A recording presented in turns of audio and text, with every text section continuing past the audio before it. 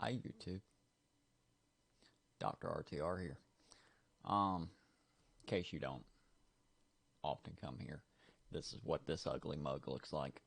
Um, we gotta have a conversation, okay? We gotta have a conversation about a game, and if in comments you're gonna give me crap about my hoodie, you're here for the wrong reasons, okay? Let's move forward with that. We need to talk about Destiny 2, or Destiny in a whole here in the process. So, anybody who knows me knows that I have been playing Destiny since the beta of Destiny 1. Enjoyed it, loved it, fell in love immediately, was extremely mad when a lot of things came through and I was unable to purchase the game day one. Was very mad, had to wait to day three. Was very mad at myself for that. But I played a lot of Destiny 1. House of Wolves, Dark Below, everything. Did the raids when we could, the whole 9 yards. Had a ball. Met my current friend group and people I still play with today in other games for Wrath of the Machine. If you've been to the streams or you've seen the highlights of us doing things in Destiny 2, I have made the joke before that I am the guy that got asked to come to a raid and just never left at that point. I had met a few of them through Call of Duty Zombies, and we were doing Easter eggs, and we got to talking about Destiny, and they needed a sixth, and I came. I will never say I came to the rescue because they had a plethora of people, and it was an honor to be selected to come help. Had a ball with them doing that, and still today we will even talk about doing things back in Destiny 1. It's there's a lot less talk about Destiny 2 and things we've done in there compared to Destiny 1. It's always, do you remember this strike, or do you remember pushing so and so off the tower, or do you remember that one time you thought you got an engram and Rahul gave you or an exotic and Rahul gave you a blue? Like, it's that kind of stuff. We talk about the ammo sense and, how nice it was, if you were in a vault of glass and you started running out of ammo and you couldn't find any, bam, you popped a synth, you finished Atheon off at that point. Uh, but for me, Destiny 2, right out of the gate with Red War, fell lackluster. Now, I am the first one to admit that I am not a huge PvP person. I will go play PvP. I will have a ball playing PvP. But I will not go seek it out. Um, that's just kind of how that is. I'm more of a PvE kind of person. I love making builds for it. I love going, can I do this dungeon solo? I've never tried it before. How far can I get into this raid solo? Uh, a lot of things like that. And for me, I like that challenge. That challenge is really fun. Am I the best solo dungeon person on the planet? Nah. Far from it. Um, will I get extremely aggravated trying to do things by myself at times? Yeah. Can I do a Grandmaster by myself? No. No. Legend Master Nightfalls? Yeah, got that. The only dungeon I haven't done solo is Duality, and the new one coming, because I legitimately and I'll explain why I started doing dungeons solo, and it does pertain to the reason I'm making this video. I did dungeons solo last season for two reasons, and that was Season of the Haunted. One, classy restoration, and lorely. I am a Titan main through and through. I have a hunter. I have a warlock. I love my hunter. My warlock Me and him have serious disagreements at times. Um, but I do have love for the warlocks as well.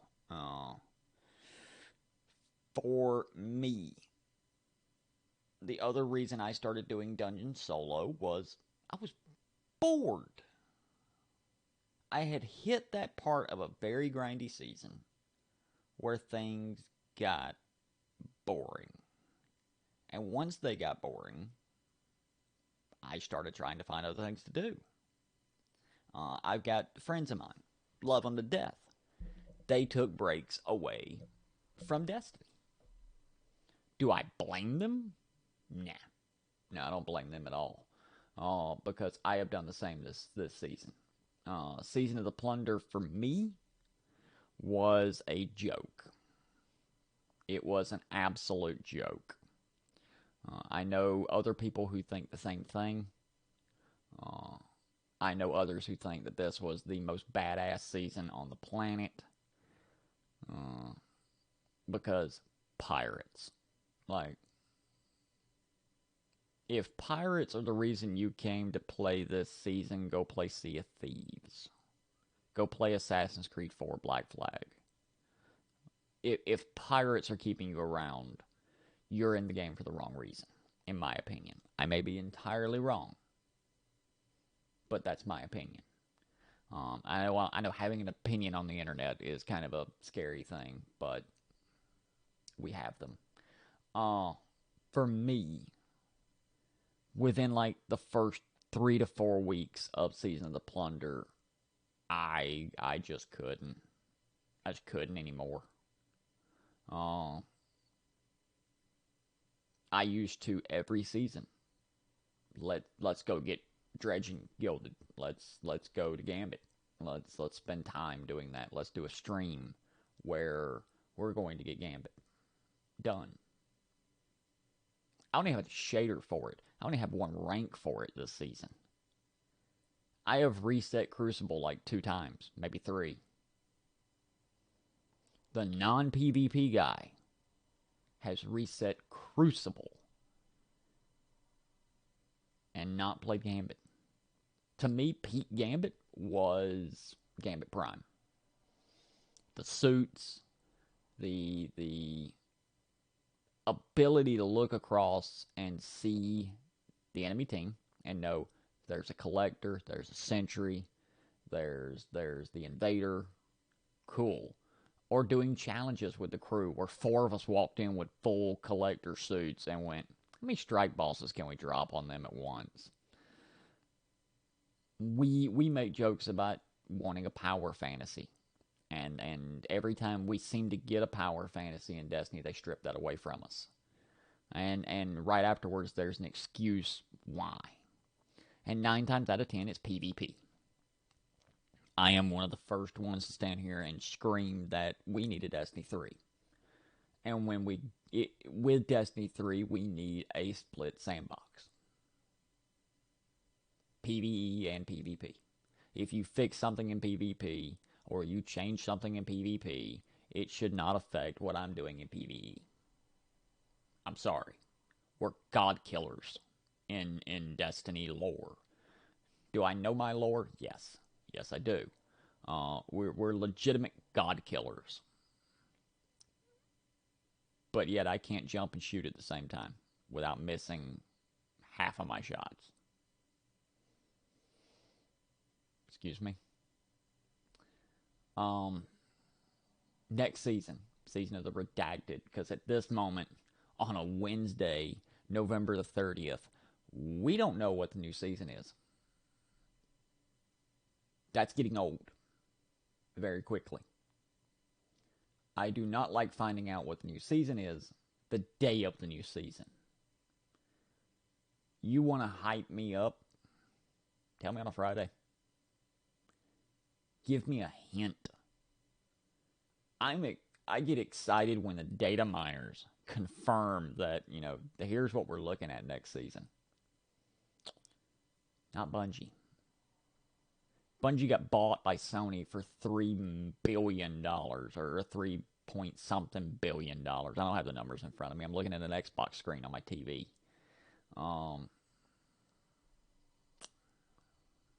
Where's the content? We used to hark and we used to hate on Activision.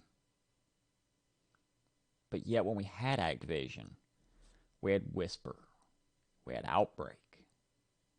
We were told at one point that these missions were going to fund other missions of a similar style. We haven't had a mission like that since Outbreak. And I know some people in the comments are going to be, well, look at Dead Man's Tale and look at the grenade launcher. Boy, that's a forgettable one, ain't it? Those are not secret missions to me. A secret mission to me is going to find a data pad for Outbreak and getting one of my favorite pulse rifles back. Or going to IO and doing a public event and finding this one enemy and finally burning him down. And you go back out to go deal with a public event and all of a sudden there's a portal. And it's like, now, what happens if I go in the portal? You jump in the portal and all of a sudden, bam, there's a time thing there and it's counting down. And you have no idea where to go or what to do. That was fun Destiny for me. Menagerie was arguably, to me, one of the most fun one of the most fun six-player activities I've ever been a part of. I would sit in Menagerie for hours upon hours and just play because I enjoyed it. Did I have the gun roll I wanted already? Yeah, I did. I am also one of those people that will stand here and call Bungie out because, when they first showed us weapon crafting, they showed us all these weapons. And they told us, in the future, legacy weapons were going to be craftable. Well, the way they showed it and the way they talked about it, when weapon crafting debuted, we were going to have this massive amount of weapons we could deal with. I like it and I hate it. Because a part of me, when we loaded up and had like 9 guns, I was done with weapon crafting already. The exotic glaives that we worked for still feel like trash. They really do. The weapon imbalancing. I mean, for the love of God, we sit here. The community got really excited when Telesto lost its mind. We finally thought, oh my God, we have a puzzle. Something's going on with Telesto. Do we have to go to these destinations and shoot it? Are they doing constellations? Is it because, do we need to go kill this enemy? Do we need to go do this? Do we need to go do that? And nothing. For them to put on Twitter, there's no event. We were effing with you pretty much. Here's an emblem. An emblem? Really? An emblem. That's what we've reduced everything to. An emblem. They talk about, there's 5 million new Guardians in the last big thing we had before Witch Queen. Where are they? Where's the player retention? I'm a veteran Guardian and I don't want to...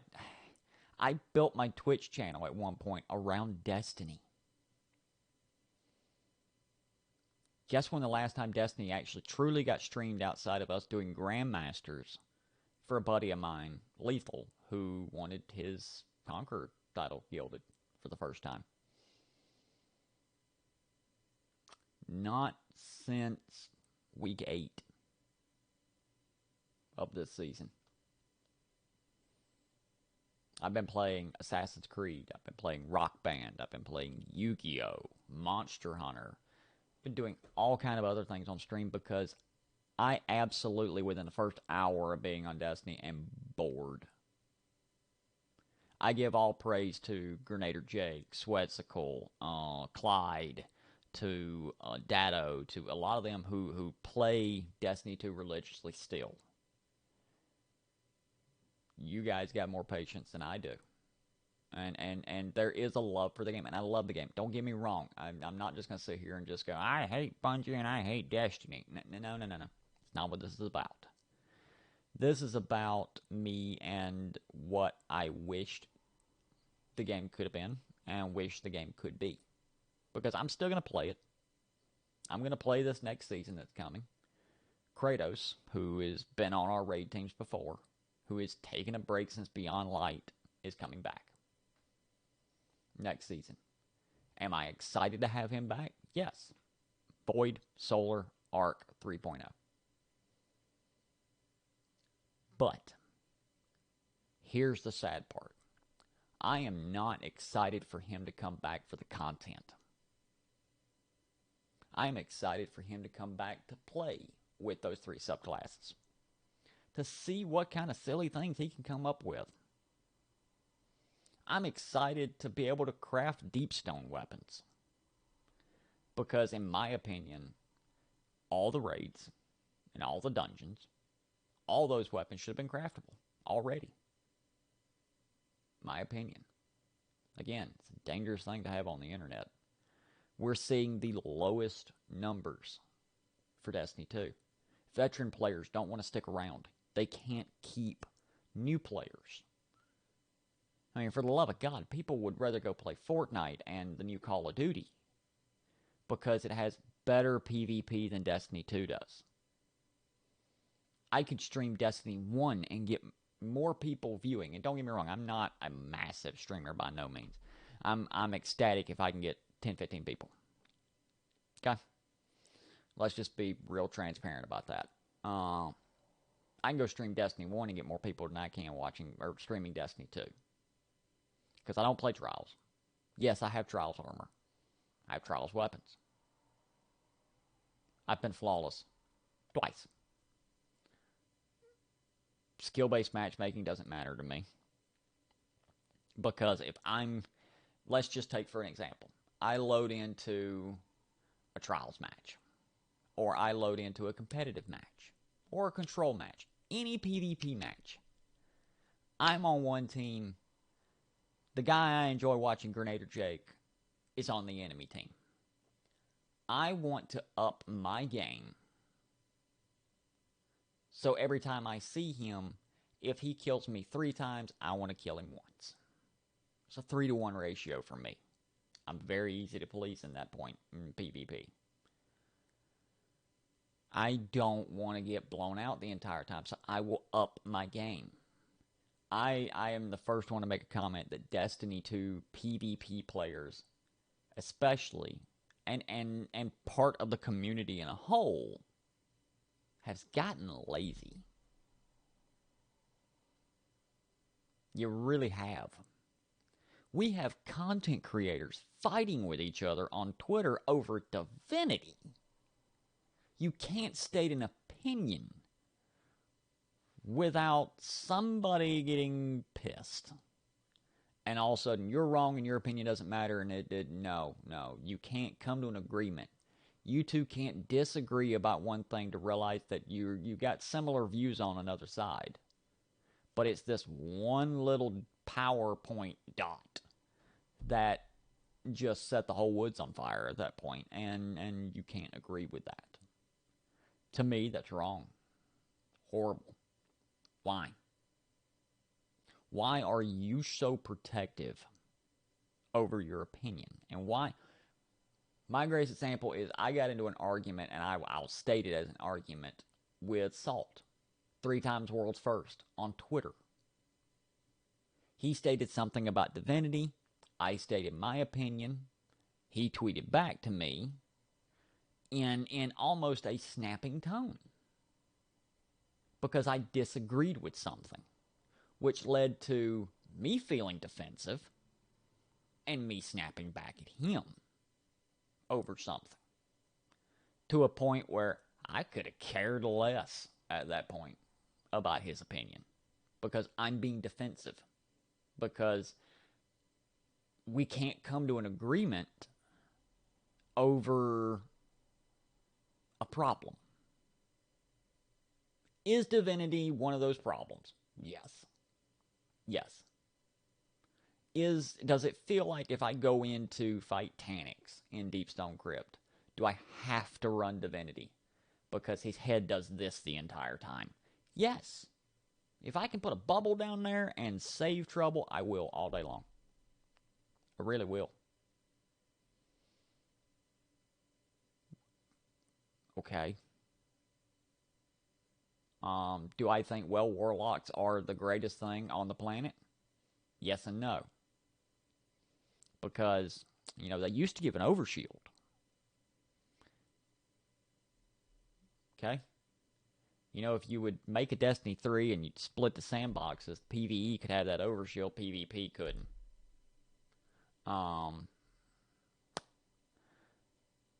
So, and then we turn around weeks ago and they're like, yeah, we're going to fix Void 3.0 for the Titans because, you've been able to punch things but not get your overshield, and we've known about that and we just haven't fixed it. Do what? You knew and you haven't fixed it. For me, I'm tired of excuses. I'm tired of being told on week 1 when I load into a new season, here's 10 things that already don't work because we don't playtest things. We have a playtest group. We just don't overly test it. I'm tired of server issues. I'm tired of the last live event I went in. Me and 2 others got to see the Traveler heal, while 4 other people couldn't load in because they were just getting error coded the entire time. Excuse me. I remember losing my mind when the Almighty was coming down, praying to God that the server would stay and I could actually watch it crash. We don't have to have live events every season. Do I think it would be really cool to have a live event at the end of a DLC arc? Like at the end of this next season that's coming. I think it would be really cool at the end of it to have a live event and do something. I think it would have been really cool to have a live event right before Witch Queen. I mean, you look at it too. We didn't get a mission for the end of Season of Plunder. We got a cutscene bringing Osiris awake. Spoiler alert. We couldn't help Misrax do that. We couldn't go collect something and go do, or go see him do this whole thing and watch it all drain into something and then be told, hey, you need to take this to Saint so he can take it to Osiris. For me, it is a lack of content. I will continue to play the game, but I am first and foremost that as of this date right now, I have not pre-ordered Lightfall. I haven't. And I'm always one of those ones in the group, especially my group, who was one of the first ones that would pre-order immediately. Big edition. Let's just get all the season passes, the dungeon passes, the DLCs, everything. Let's do it. It's again, it's November 30th, and I still don't have Lightfall pre-ordered. And that's a shame. Because I am also one of those people that are looking over here at Assassin's Creed Mirage going, I'm going to play that when it comes. I'm going to play that a lot when it comes. It took nothing for me earlier in the week. Kratos knew I was going to do Destiny on Friday. And he goes, yeah, I get home. You want to do Yu-Gi-Oh instead? Like, yeah, without hesitation. Without hesitation, I would much rather play Yu-Gi-Oh than Destiny. And that's sad because I do love Destiny. I am one of those people who stuck around for Curse of Osiris, and I played a lot when the entire group took time off. I thought Warmind was great. Thought it was a banger. Forsaken, amazing. But I saw something this morning from Swetsicle, and I agree. It is becoming a common thing to where players are expecting a cycle. DLC, Season 1, Season 2, Season 3, Season 4, DLC. Season 1, Season 2, Season 3, Season 4, DLC. The closer we get to final shape, I think the story should be a lot better. I think Pirates had no place in this past season. It felt like a filler episode in a TV show. It felt like something of, oh crap, we've got to put a season together. Army matey. Now, am I 100% against Season of the Plunder? No. No. I would have been 100% against it at the first time they showed Aramis. She had a pirate hat on and was Yarhar Mihati, and let's sink the brig. I would have turned that game off immediately at that point. I would have. Seeing a servitor named after a pirate slogan, I can deal with that. Catch Crash, I enjoyed. I really did enjoy Catch Crash. Didn't do it enough, but I enjoyed it. The treasure thing didn't need to be there. Did not need to be there at all. The recycling of weapons, the recycling content, the lost sectors being reused on a planet we don't have. Yeah. Gambit using maps that we don't even have access to that planet is kind of dumb when they took things away where we can still go. They took a Dreaming City map and a Tangled Shore map away, but left Titan and Mars. What? At one point, we could still go to the Tangled Shore. We really could. I could still go to the Dreaming City. So why can't I play Gambit on the Dreaming City? But I can go to Titan. I can go to Mars. Crucible, I can get with Crucible in a way because it's simulation. It's a simulation fighting. The coolest thing I thought was when we had the lighthouse after Mercury was gone. It was the lighthouse simulation. I'm with it. You got it. I win. Or you win. I'm with it at that point because it says simulation. I saw a tweet last night and it made me crack up a whole lot harder than it should have because it was a joke. It was 100% a joke right out of the gate where it was like, here's a little sneak peek at next season's 6-player activity where you're going to rummage through this city and you're going to deposit balls and fight servitors. And it was a picture of Scourge of the Past's opening area. And I went, that feels about right. I could see them tearing that raid apart and doing a 6-player activity at the beginning. I could see that. I don't know. Again, it's my opinion. And I would love to hear your opinions down below because I'm not going to argue with anybody. I'm really not. But your opinions do matter. Because I do like talking to other people from the Destiny community. Because I like seeing, what games are y'all interested in when Destiny's in its downtime? What are your thoughts on this season? What are your thoughts on the weapon crafting and, the reuse of things that we've had forever already? With weapon crafting, I do have one question for people who are going to comment or want to comment. With weapon crafting, are you more or less happy about it for a reason of not having to chase a god roll anymore? The excitement of going to do something and getting that god roll and just being ecstatic because you got this gun with these 2 perks of Firefly and Dragonfly or whatever the 2 perks were, Rampage and doing. Did that make you more excited? Or are you happy because weapon crafting just negates that at that point and you don't have to put in that work?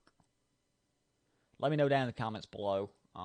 Love to hear some of y'all's opinions and doing. And if you want more videos like this, make sure to let me know that as well. Again, I have been the Dr. RTR, and we'll see you guys on the next one.